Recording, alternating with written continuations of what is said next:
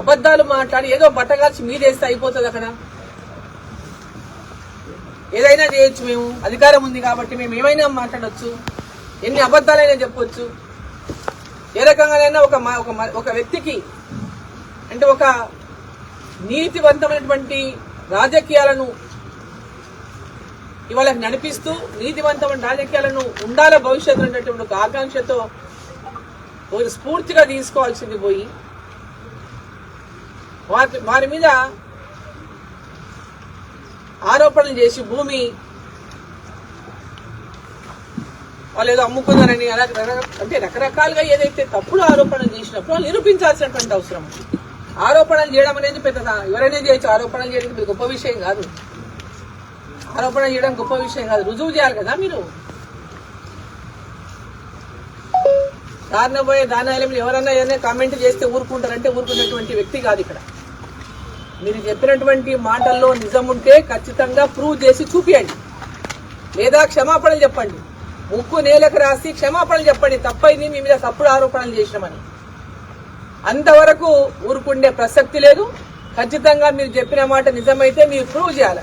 ప్రభుత్వం మీదే, ఇలా కలెక్టరేట్ మొత్తం మీదే, పోలీస్ వ్యవస్థ మొత్తం మీదే. కొత్త కాగితాలు కూడా సృష్టించి కూడా పెట్టండి, చూద్దాం, అది కూడా చూద్దాం. ఇప్పటిదాకా ముందుకు రాకపోగా కేవలం ఒక ఆరోపణ చేసి ఒక వ్యక్తి మీద, ఒక మచ్చలేని నాయకుల మీద ఒక మచ్చ మేము వేస్తామనేటటువంటి విధంగా వాళ్ళ అహంకార ధోరణిని ప్రదర్శిస్తే ఇలా చూసుకుంటడానికి ఎవరు సిద్ధంగా లేరు.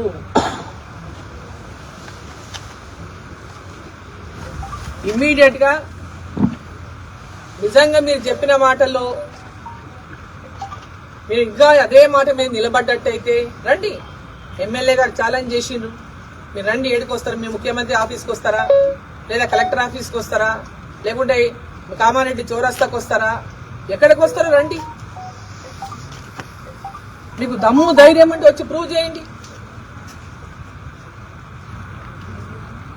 అబద్దాలు మాట్లాడి అవినీతి ఆరోపణలు చేసి చేతులు కడిగేసుకుంటామంటే ఇలా చూసుకుంటూ చేతులు కట్టుకునేదానికి కూడా సిద్ధంగా లేడు. అన్ని రకాలుగా భారతీయ జనతా పార్టీ ఈరోజు మా శాసనసభ్యునికి పూర్తిగా అండగా నిలబడింది వెంబడి. వాళ్ళు ఎందుకు వీళ్ళు అడ్డుకుంటున్నారు మాకు అర్థం కాలే.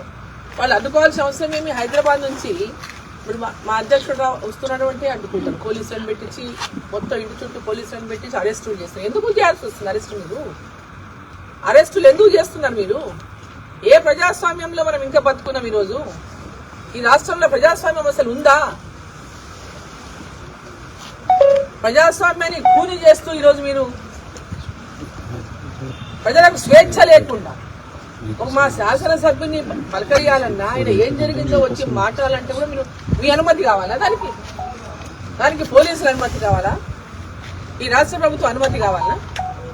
ఈరోజు నేను కూడా ఎక్కడెక్కడి నుంచో తప్పుకొని ఏ ఊళ్ళ నుంచో దారి తప్పి ఇడికి చేరుకున్నాను. నేను ప్రతి అడుగున అనేక చోట్ల పోలీసులు ఉన్నారంటే ఎక్కడెక్కడనో సమాచారం ఇస్తే ఎక్కడెక్కడనో తప్పించుకొని మేము ఇక్కడికి చేరుకున్నాం. ఎందుకు? మా ఎమ్మెల్యేని కలుసుకోవడానికి వచ్చి మేము గొడవ చేయడానికి వస్తున్నామా, ఏదైనా కొట్టనీకి వస్తున్నామా, ఏమైనా దాడి చేయడానికి వస్తున్నామా? మా శాసనసభ్యుని కలుసుకునేటటువంటి స్వేచ్ఛ కూడా మాకు లేదా? ఏ రకమైనటువంటి సందేశాన్ని మీరు తెలంగాణ ప్రజలకు ఇస్తారని చెప్పి ముఖ్యమంత్రి గారిని అడుగుతా ఉన్నాను. ముఖ్యమంత్రి గారు, ఇక్కడ మీరు ఓడిపోయింది, కామారెడ్డిలో ఎలక్షన్లు అయినాయి, ఓడిపోయిండ్రు. కేసీఆర్ ఓడిపోయిండ్రు, మీరు ఓడిపోయిండ్రు. ప్రజలు ఇక్కడ వెంకటరమణారెడ్డిని ఆశీర్వదించారు. మీరు వారి గెలుపును వెల్కమ్ చేసి ఈ ప్రాంతంలో పూర్తి అభివృద్ధికి సహకరించాల్సిన బాధ్యత ఈ రాష్ట్ర ముఖ్యమంత్రిగా మీ మీద ఉన్నది. ఎందుకంటే మీరు ఇక్కడ కంటెస్ట్ చేసిండ్రు, గుర్తుపెట్టుకోండి ఒకసారి. ఇక్కడ పోటీ చేసిండ్రు, గుర్తుపెట్టుకోండి ఒకసారి.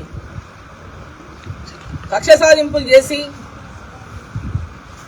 ఎమ్మెల్యేని ఎక్కడ కూడా ప్రోటోకాల్ లేకుండా చేసి దాంతో మీరు గొప్ప అనిపించుకోరు. నిజంగా ఒక శాసనసభ్యుడిగా గౌరవించి ముఖ్యమంత్రిగా మీ బ్రాడ్ థింకింగ్ ని, మీ బ్రాడ్ మైండ్ ని, బ్రాడ్ హార్ట్ ని ఈరోజు చూపించాల్సిన బాధ్యత మీ మీద ఉన్నది. అయిపోయింది, ఎలక్షన్లు అయిపోయినాయి, గెలుపు ఓటంలో అయిపోయింది. ఓతోనో గెలిచిండు, ఓతోనో ఓడిండు, మీరు అయిపోయింది, ముఖ్యమంత్రి అయిపోయింది. మరి ఈ ప్రాంత ప్రజలకు వారు కూడా అనేక హామీలు ఇచ్చుంటారు. మీరు కూడా ఇచ్చింటారు ముఖ్యమంత్రిగా. ఆనాడు నేను ముఖ్యమంత్రి అయితే నేను ఇది చేస్తా అది చేస్తా అని చెప్పింటారు. ఇక్కడ ఓడినా గెలిచినా ఇవాళ ముఖ్యమంత్రిగా మీ రాష్ట్రానికి ఉన్నారు. మీరు ఇలా ఓడిపోయినా ఈడ ఓటమి ఈడ ప్రజలకు ఇచ్చినటువంటి హామీ నిలబెట్టుకోవాల్సిన బాధ్యత కూడా రాష్ట్ర ముఖ్యమంత్రిగా మీ పైన ఉంది. శాసనసభ్యుడు ఈ ప్రజల యొక్క అభివృద్ధి కోసం, ఈ ప్రాంతం యొక్క అభివృద్ధి కోసం ఏ రకమైనటువంటి డెవలప్మెంట్ పైన వారు మిమ్మల్ని మీకు లేఖలు రాసినా, మీకు ప్రజల రిప్రజెంటేషన్లు ఇచ్చినా వాటిని అన్నింటి కూడా ఖచ్చితంగా వాటిని ఒక మంచి మనసుతో స్వీకరించి వాటిని అన్నింటినీ కూడా శాంక్షన్ చేసి ఈ ప్రాంతం అభివృద్ధి కోసం కృషి చేయాల్సిన బాధ్యత కూడా రాష్ట్ర ముఖ్యమంత్రి పైన ఉంటుంది. అంతేగాని మనసు చిన్నది మనిషి చిన్నది కావద్దండి. ఎవరి ఇళ్లకి వెళ్ళి ఇచ్చేది ఏం లేదు. ప్రభుత్వాలు ఎవరైనా ఉండొచ్చు. మొన్నటిదాకా 10 సంవత్సరాలు ఉన్న వాళ్ళు మేము తప్ప ఇంకా 30 ఏళ్ళు మేమే ఉంటాం అనుకున్న వాళ్ళు ఇవాళ లేరు. ఈరోజు మేము 30 ఏళ్ళు ఉండమని చెప్తున్నారు. ఇవన్నీ మనం ప్రజల యొక్క తీర్పుతోనే మన కుర్చీలు ఎంతకాలం ఉంటుంది, ప్రజల తీర్పుతోనే ఉంటాయి ఆ కుర్చీలు. ఆ విర్రవీయడం అనేది మంచిది కాదు. ఉన్నప్పుడు ఏమి చేశామన్నదే ముఖ్యం. మనం ఉన్నప్పుడు ప్రజలకు ఏం చేశామన్నదే ముఖ్యం. ఆ విషయాన్ని గుర్తుంచుకొని ప్రజలకు ఆ యొక్క మేలు చేస్తే మీరు ఇక్కడ ఇచ్చినటువంటి ఆ యొక్క ఎన్నికల హామీలు మీరు ఏమేమి ఇచ్చిండ్రో ఎన్నికల్లో కూడా మీరు హామీలు మస్తు ఇచ్చుంటారు. నన్ను గెలిస్తే ఇది చేస్తా అది చేస్తా అని ఆ హామీలను నెరవేర్చండి. ఇక్కడ ఈ ప్రాంత ప్రజలు స్థానికుడిగా అందుబాటులో ఉంటాడు. మాకు ఎల్లప్పుడు అందుబాటులో ఉండి మా సమస్యల కోసం మా ఎంబడి ఉన్నాడని చెప్పి ఆశీర్వదించి గెలిపించిండ్రు అటువంటి ఒక మీ ఇద్దరిని ఓడగొట్టి గెలిపించిందంటే చాలా గౌరవించాల్సిన బాధ్యత మీ పైన కూడా ఉంది. ప్రజల తీర్పుని గౌరవించాల్సిన బాధ్యత కూడా మీ పైన ఉంది. అంతే తప్ప ప్రజాస్వామ్య విలువలంతా కూడా ఈరోజు కాలరాసి మేము అడ్డగోలుగా మాట్లాడతాం, మేము అడ్డగోలుగా డామినేట్ చేస్తాం, అడ్డగోలుగా బద్నాం చేస్తాం, అడ్డగోలుగా ఆరోపణలు చేస్తాం అంటే ఎదురు వాళ్ళు కూడా పిల్లిని రూమ్లో వేసి కొట్టినంతసేపు ఊరుకుంటుంది. ఎదురు తిరిగితే ఎవరు కూడా దాన్ని అడ్డుకట్ట వేయలేరు. గుర్తుపెట్టుకోండి. ఎదురు తిరిగి మీ మీద దాడికి వచ్చేంత పని చేయకముందే సరిదిద్దుకుంటే మంచిది.